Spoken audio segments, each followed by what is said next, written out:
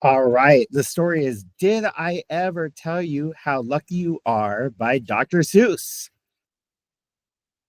When I was quite young and quite small for my size, I met an old man in the desert of dries, and he sang me a song I will never forget. At least, well, I haven't forgotten it yet. He sat in the terribly pickly place. We sang with a sunny, sweet smile on his face. When you think things are bad, when you feel sour and blue, when you start to get mad, you should do what I do. Just tell yourself, Ducky, you're really quite lucky. Some people are much more, or ever so much more, or so muchly more unlucky than you.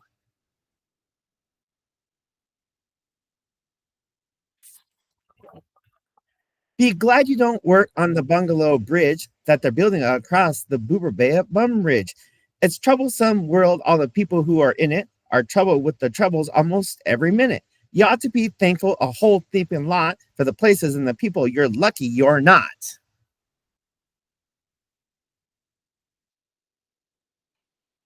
Just suppose, for example, you live in Gazette and got caught in the traffic on the Zayat Hayat Yates.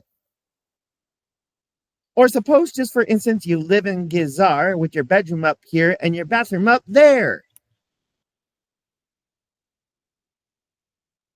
Just suppose you were poor Herbie Hart, who had taken this throne dividend apart. He'll never will get it together, I'm sure. He'll never know will know if the gig of the gore fits in the skirts of the snucks of the snore. Yes, Ducky, you're lucky you're not Herbie Hart, who has taken this thrum dividuba apart. Think they work you too hard? Think of Paul Alisard. He has to mow his grass in his uncle's backyard, and it's quick growing grass, and it grows as he mows it. The faster he mows it, the faster he grows it. All of that stinky Ray, Uncle Ray, he will pay for shoving that mower all around in the hay. And the privilege pay of the dukeless a day, and Allie can't live on such privilege pay.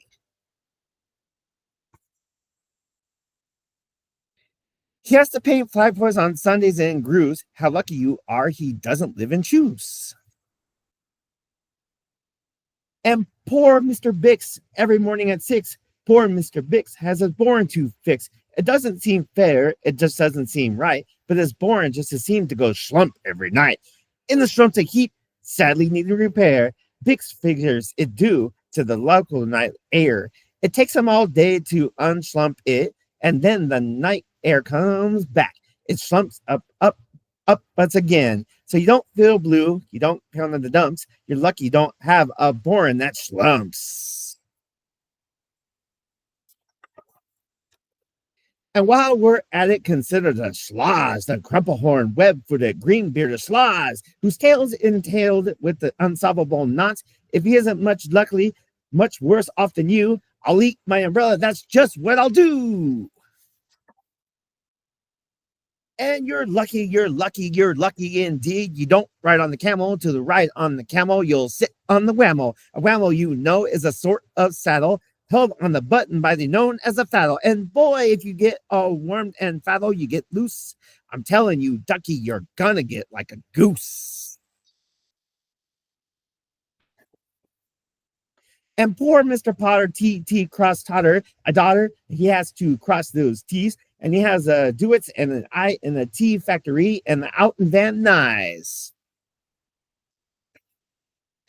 Oh, the jobs people work out west near Hotchwatch, the Hotchwatch, the bee and the watcher. His job is to watch to keep both eyes on the lazy town bee, a bee that has watched you harder than you see. Well, he watched and he watched, but despite in the watch, that the bee didn't work any harder. Not my watch. So then somebody said, our old bee watching man just be watching as hard as he can. He ought to be out in another hot watcher. The thing that we needed is the bee watcher.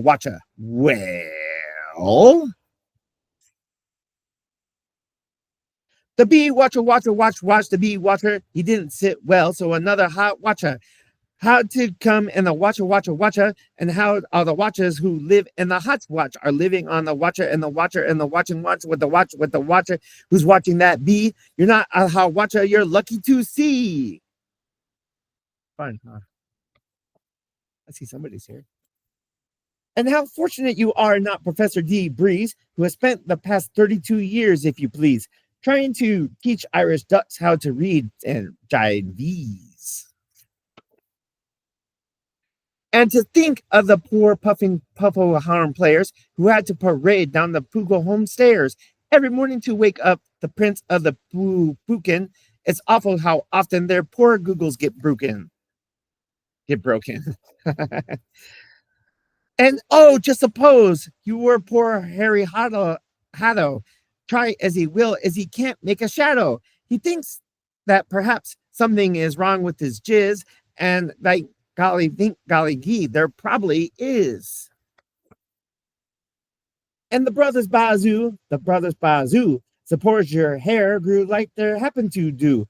You think you're unlucky? I'm telling you, Ducky, some people are mulchy, or ever so mulchy and more unlucky than you.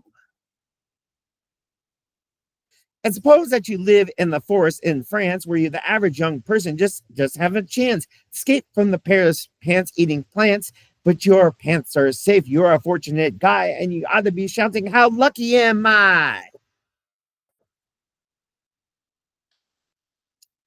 And speaking of plants, you should be greatly gratish. You're not Farmer Falkenberg, 17th radish.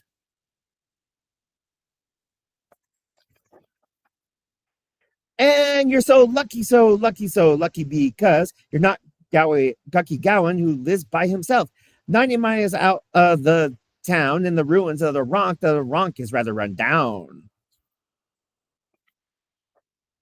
And you are so lucky you're not left a sock left behind by mistake in the caverns of Croc. Thank goodness for all the things that you are not. Thank goodness for all the something you forgot.